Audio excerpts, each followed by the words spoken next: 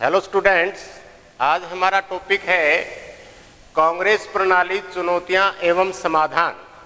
यानी इससे पिछले वीडियो में हमने डिस्कस किया कि भाई नेहरू की मृत्यु के बाद जो राजनीतिक उत्तराधिकार को लेकर के जो प्रश्न पैदा हो गया था उसका कैसे सॉल्यूशन किया गया। आज हम डिस्कस करेंगे कि 1967 के अंदर जो 4th जनरल इलेक्शन होता है, यानी चौथा जो आम चुनाव है, उस आम चुनाव के बाद जिसको एक भारतीय मतलब राजनीतिक क्षेत्र में राजनीतिक भूचाल की संज्ञा दी गई है।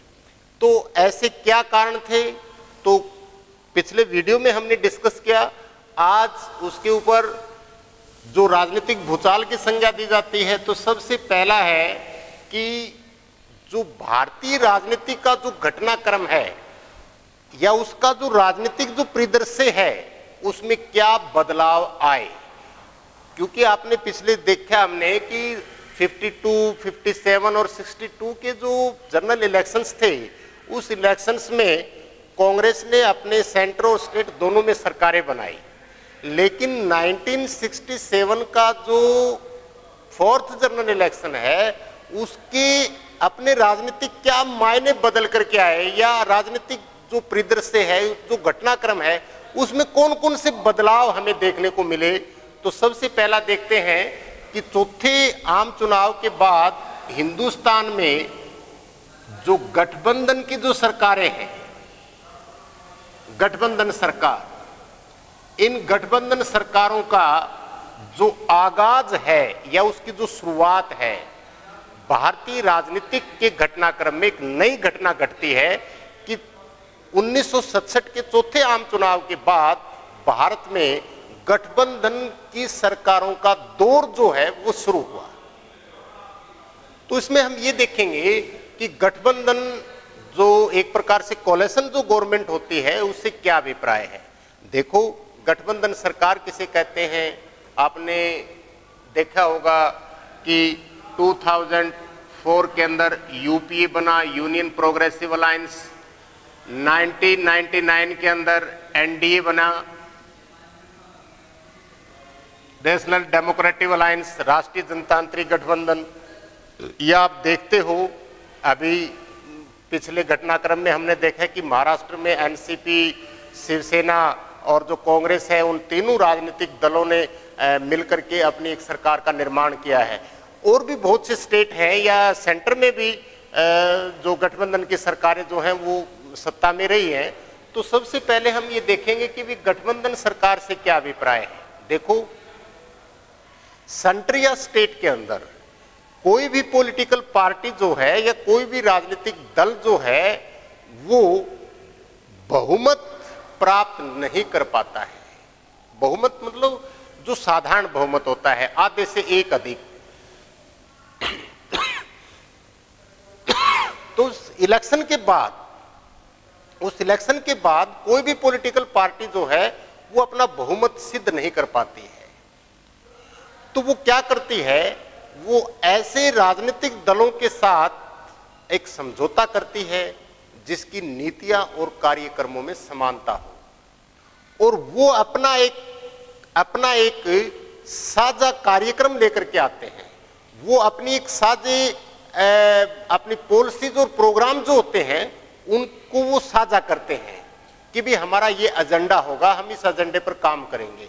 तो वो अपने उस राजनीतिक दूसरे दलों के साथ एक समझौता करता है और वो जो है सरकार बनाने का प्रयास करता है, और वो बहुमत सिद्ध कर लेता है। तो राज्यपाल या राष्ट्रपति उसको, सेंटर में है तो प्राइम मिनिस्टर और स्टेट में है तो चीफ मिनिस्टर जो है वो अपॉइंट कर देता है, और फिर वो अपना साझा कैबिनेट मंत्री जो है वो उसमें मंत्रिमंडल में किन को कितनी तवज्जो मिलेगी उसके अकॉर्डिंग जो है वो पूरी की पूरी अपनी प्रशासनिक जो तंत्र उसमें वो अपना निर्णय लेते हैं। तो वो कहलाती है गठबंधन की सरकार। अब ये गठबंधन जो होता है, ये गठबंधन दो प्रकार का होता है। एक तो होता है चुनाव से पूर्व गठबंधन और एक होता है चुनाव के बाद गठबंधन। जो चुनाव से पूर्व होता है वो राजनीतिक दृष्टिकोण से सकारात्मक होता है, सही होता है, क्योंकि उसकी पॉलिसीज और प्रोग्राम होते हैं उसको जनता अच्छी प्रकार से देखती है और समझती भी है और उनको समझने का मौका भी मिलता है। लेकिन चुनाव के बाद जो गठबंधन होता है वो नकारात्मक दृष्टिकोण लिए हुए होता है, उसमें सिर्फ और सिर्फ वो सत्ता को प्राप्त करने का ही एक गेम करते हैं या जनता के हितों की तरफ ना जा करके अपने पावर, अपनी जो कुर्सी वगैरह है, पद वगैरह जो है उसके लिए वो समझौता करते हैं, तो उससे जनता के हितों से कोई लेना देना नहीं होता है। तो चुनाव से पहले का जो गठबंधन होता है वो राजनीतिक दृष्टिकोण से सही होता है। तो हम देखते हैं कि गठबंधन की जो सरकार है, भारतीय राजनीतिक घटनाक्रम में उनका आगाज हो चुका है, उनकी शुरुआत हो चुकी है। हम देखते हैं कि हिंदुस्तान के जो मैंने पिछले वीडियो में डिस्कस किया था कि जो 9 राज्य हैं नॉर्थ जो इंडिया है उसके अंदर से सरकार कांग्रेस जो है वो सत्ता से बाहर हो चुकी थी। तो हम ये कह सकते हैं कि जो गठबंधन सरकार है उसका आगाज शुरू हुआ, तो ये देखो एंटी कांग्रेस यानी कि वो जितनी भी अपोजिशन की पॉलिटिकल पार्टीज थी उनका एक ही ध्येय था कि कांग्रेस को किस प्रकार सत्ता से दूर रखा जा सकता है। तो गैर कांग्रेसवाद का एक नारा दिया गया था, उसमें जो दल थे उनकी नीतियां और कार्यक्रम जो भी थे, चाहे बेशक वो आपस में विरोधी थे, लेकिन उनका एक ही मकसद था, एक ही ध्येय था कि कांग्रेस को बाहर करना है, सत्ता से बाहर करना है। जैसे मैं बात करूं कि पंजाब के अंदर यूनाइटेड फ्रंट बनाया गया, उसमें जो अकाली दल के जो 3 धड़े थे, मास्टर तारा सिंह का धड़ा था या संत जो धड़ा था, वो तीनों धड़े जो धुर विरोधी थे वो एक मंच के ऊपर आ गए। यदि मैं बात करूं हरियाणा की, तो हरियाणा में कांग्रेस जो है वो सत्ता में आ सकती थी, लेकिन कांग्रेस के एक बहुत बड़े लीडर ने, जो राव वीरेंद्र सिंह जो था, उसने कांग्रेस का विभाजन कर दिया या वो कांग्रेस को छोड़ करके और विपक्षी दलों से साठगांठ करके और प्रथम गैर कांग्रेसी सरकार हरियाणा में दी। इसी प्रकार उत्तर प्रदेश में हम देखें तो उत्तर प्रदेश में चौधरी चरण सिंह के नेतृत्व में कांग्रेस का विभाजन हुआ और विरोधी दलों ने चौधरी चरण सिंह को सपोर्ट करके चीफ मिनिस्टर बनाया। तो इस प्रकार हम देख सकते हैं कि हिंदुस्तान में जो 4th जनरल इलेक्शन है, उस 4th जनरल इलेक्शन के बाद जो राजनीतिक जो घटनाक्रम है उसमें क्या परिवर्तन आए, उसमें क्या बदलाव आए। तो पहला हम कह सकते हैं कि गठबंधन की सरकारों का आगाज शुरू हुआ। दूसरा हम कह सकते हैं दल बदल को बढ़ावा मिला। दल बदल, दल बदल, दल बदल से क्या अभिप्राय है ये देखना है आपको, ये समझना है दल बदल से क्या अभिप्राय है। जब कोई सांसद या विधायक, दल बदल से क्या अभिप्राय है, जब कोई सांसद या विधायक किसी भी पॉलिटिकल पार्टी के चुनाव चिन्ह पर वो चुनाव जीत जाता है और चुनाव जीतने के बाद वो अपने स्वार्थ के लिए, पैसे के लालच में, पद के लालच में, मंत्री पद के लालच में, उस लालचवश यदि वो किसी अन्य दल में शामिल हो जाता है, उस दल को छोड़ करके, जिस दल के चुनाव चिन्ह पर उसने चुनाव जीता है, उस दल को छोड़ करके किसी अन्य दल में शामिल हो जाता है, वो कहलाता है दल बदल। तो आप देखते हो कि ये जो दौर था भारतीय राजनीतिक इतिहास में, ये जो दौर था, उस दौर में एक डेमोक्रेटिक सरकारों का, जिनको जनता से काफी सफलता, जनता ने उनको काफी सपोर्ट किया था, जनता से काफी उनको समर्थन मिला था, उन मुख्यमंत्रियों को पद से हटना पड़ा। जैसे मैं हरियाणा की बात करूं तो हरियाणा में चौधरी देवीलाल, जो एक जननायक के रूप में उनकी छवि रही, देश के उप प्रधानमंत्री भी बने, वो भजनलाल के द्वारा उनको सत्ता से बाहर करके या एक चुनी हुई सरकार का तख्ता पलट करके और कांग्रेस के साथ साठगांठ करके वो चीफ मिनिस्टर बने।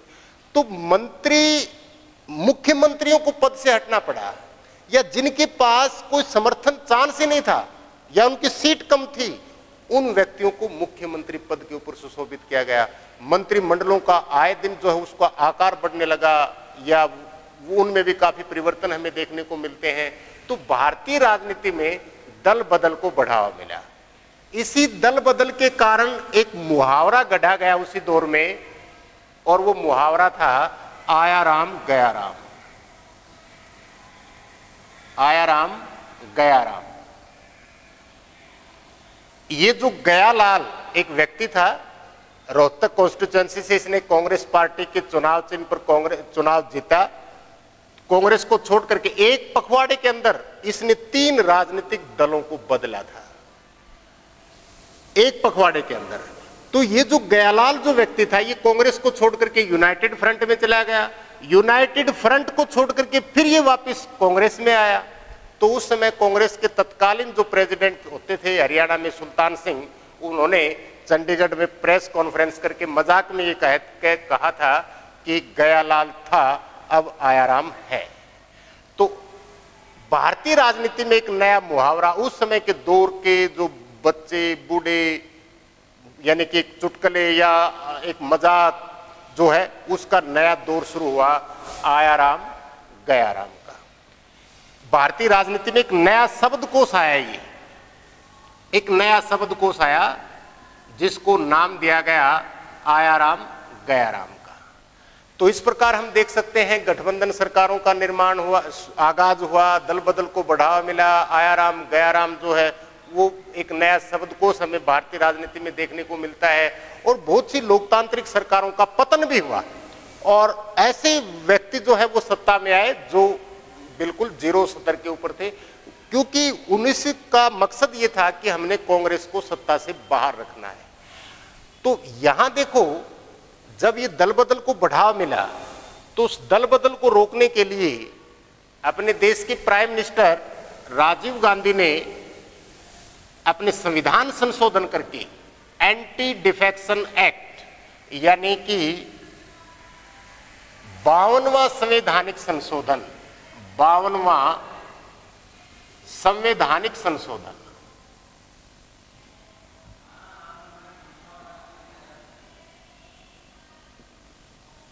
ये जो 52वां संवैधानिक संशोधन था, ये था 1985 के अंदर। क्योंकि दल बदल के कारण जब मंत्रिमंडल में बदलाव हुआ या मुख्यमंत्रियों को अपने पद से त्याग पत्र देना पड़ा, या जो लोगों एमएलए विधायक वगैरह जो है खरीद फरोख्त को बढ़ावा मिला, और जब किसी एमएलए एमपी को खरीदा जाता है या उसको बेचा जाता है या वो किसी अन्य दल में जाता है स्वार्थवश, तो सीधी सी बात है उससे करप्शन को बढ़ावा मिलेगा, उससे भ्रष्टाचार को बढ़ावा मिलेगा। तो यहां देखते हैं हम कि राजीव गांधी की सरकार ने 52वां संवैधानिक संशोधन करके कैसे दल बदल को रोकने का प्रयास किया गया। तो सबसे पहला उसने क्या किया कि यदि कोई एमपी या एमएलए किसी राजनीतिक दल के चुनाव चिन्ह पर वो चुनाव जीतने के बाद अपने स्वार्थवश वो किसी अन्य दल में शामिल हो जाता है, तो उसकी सदस्यता रद्द मानी जाएगी। यानी चाहे वो एमपी है या वो एमएलए है और वो चुनाव जीतने के बाद किसी दूसरे दल में शामिल हो जाता है, तो उसकी सदस्यता रद्द कर दी जाएगी। दूसरा क्या काम किया प्रावधान? दूसरा ये प्रावधान किया गया कि यदि किसी भी राजनीतिक दल के जो टोटल मेंबर हैं, एमएलए एमपी हैं, वो 2/3 सदस्य यदि एक साथ किसी अन्य दल में शामिल हो जाते हैं तो वो दल बदल नहीं माना जाएगा, दल बदल नहीं माना जाएगा।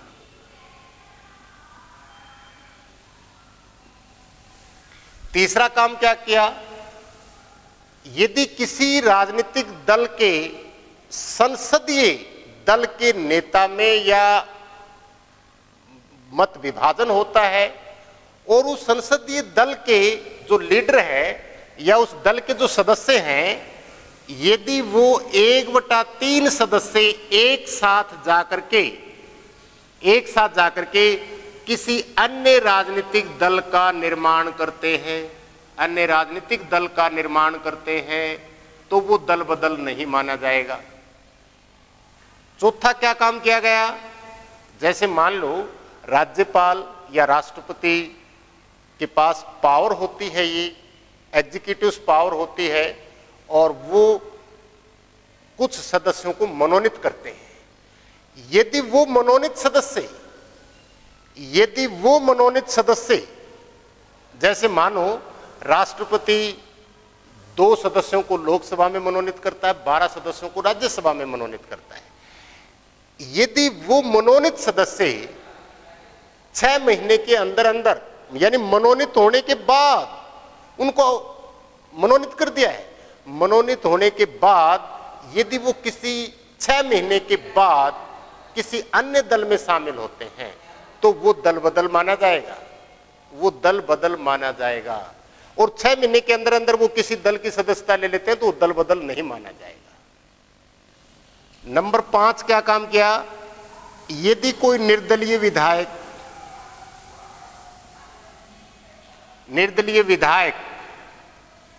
यानी किसी भी राजनीतिक दल के चुनाव चिन्ह पर उसने चुनाव नहीं जीता है, वो निर्दलीय विधायक यदि किसी 6 महीने के अंदर अंदर किसी अन्य दल में शामिल हो जाता है तो वो दल बदल, किसी भी दल में शामिल हो जाता है तो दल बदल माना जाएगा। नंबर 6, ये क्या काम किया गया कि यदि कोई विधायक या सांसद अपने सभापति को सूचित किए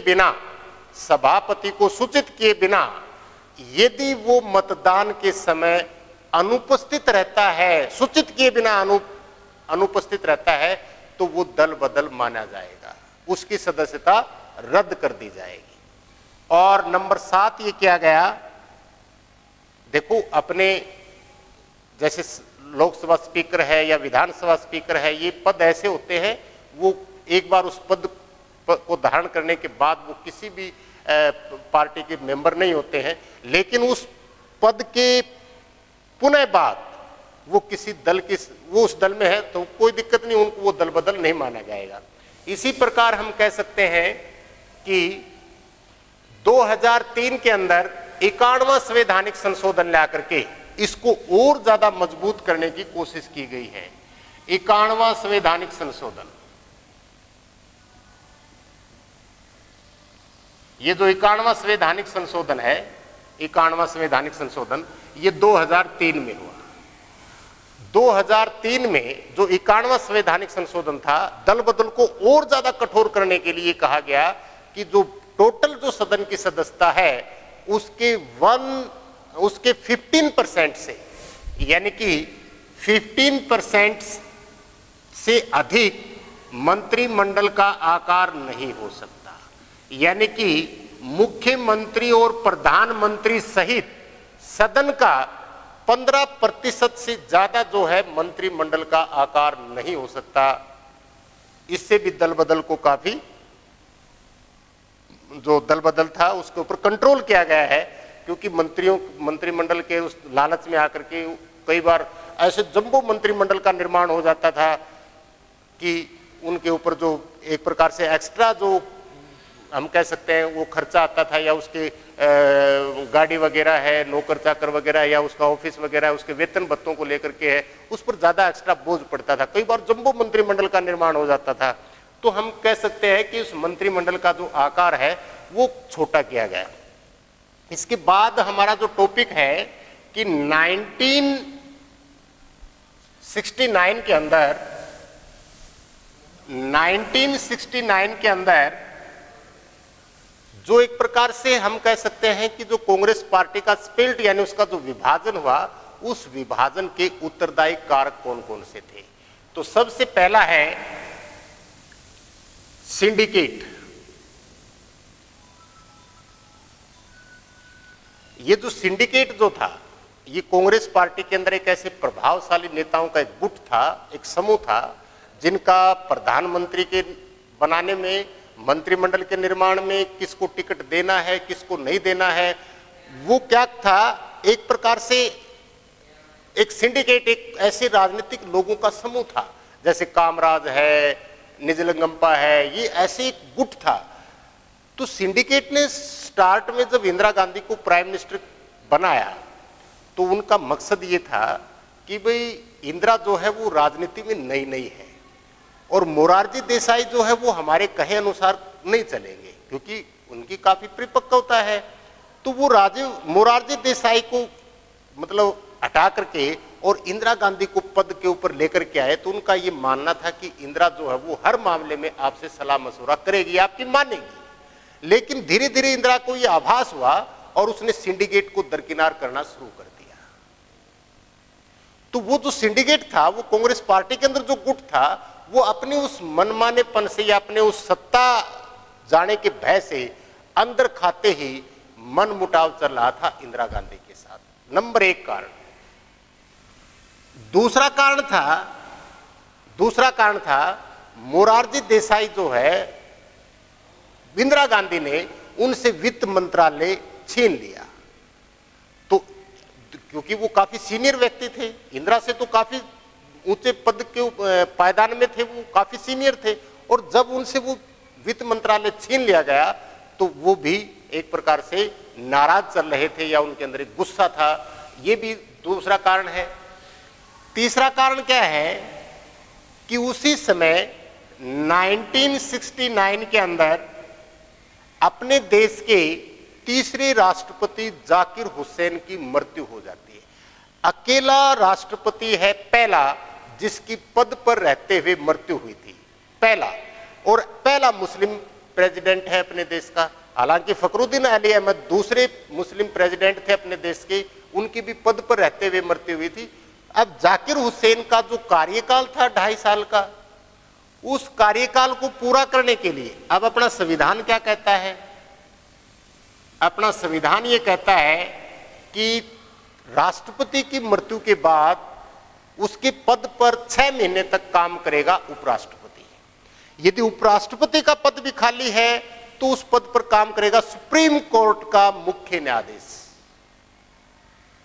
और यदि वो पद भी खाली है तो फिर सुप्रीम कोर्ट के अंदर जो सीनियर जजों का जो पैनल होता है, वो पैनल डिसाइड करेगा उन सभी कार्यों का निर्वहन करने के लिए। और वो ये भी शर्त है कि 6 महीने के अंदर अंदर नए इलेक्शन होना जरूरी है, नया राष्ट्रपति होना चाहिए 6 महीने के अंदर अंदर। तो 1969 के अंदर जाकिर हुसैन की मृत्यु हो जाती है। उसकी मृत्यु के बाद ये जो सिंडिकेट था, इस सिंडिकेट ने क्या काम किया? इंदिरा गांधी से बिना कोई सलाह मशवरा किए, बिना कोई सलाह मशवरा, क्योंकि इंदिरा गांधी प्राइम मिनिस्टर है, बिना कोई सलाह मशवरा किए इस संसदीय दल में यह निर्णय लिया गया कि कांग्रेस पार्टी की तरफ से अगले प्रेसिडेंट का इलेक्शन जो है वो लड़ेंगे डॉक्टर नीलम संजीवा रेड्डी। अब प्रधानमंत्री इंदिरा गांधी इस फैसले से काफी दुखी थी और वो सिंडिकेट को एक प्रकार से मतलब उसको पटकने देना चाहती थी, या उसको अपने वो जो झुंडबाजी जो थी एक प्रकार से उससे छुटकारा दिलाना चाहती थी। तो इसने क्या काम किया? उस समय के तत्कालीन उपराष्ट्रपति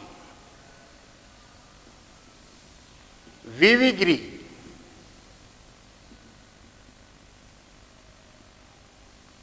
तत्कालीन उपराष्ट्रपति वीवी गिरी उपराष्ट्रपति पद से इस्तीफा दिला करके और इसने निर्दलीय प्रेसिडेंट को मतलब अपनी तरफ से खड़ा कर दिया। और इंदिरा गांधी ने उस समय जो वोटिंग की इसके चुनाव खुलकर इसके चुनाव प्रचार किया था, और अपने जो सदस्य थे उसके जो मेंबर जो या उसके जो फेवर के पार्टी के जो लोग थे, वी आकार बना करके और उन्होंने ये कहा था कि आत्मा की आवाज पर वोट देना। और इंदिरा गांधी जो है वीवी गिरी को प्रेसिडेंट बनाने में सफल हुई और सिंडिकेट को मतलब मुंह की खानी पड़ी। तो इस प्रकार हम देख सकते हैं कि ये कांग्रेस पार्टी के अंदर विभाजन के कारण थे, और फिर कांग्रेस पार्टी जो है वो 2 धड़ों में बट गई, और वो धड़े थे O&R, Congress organisation and Congress ruling Congress. और ये ऑर्गेनाइजेशन। तो इस प्रकार हम कह सकते हैं कि कांग्रेस पार्टी जो है वो 2 धड़ों में बट गई, या कांग्रेस पार्टी के विभाजन के कारण क्या थे।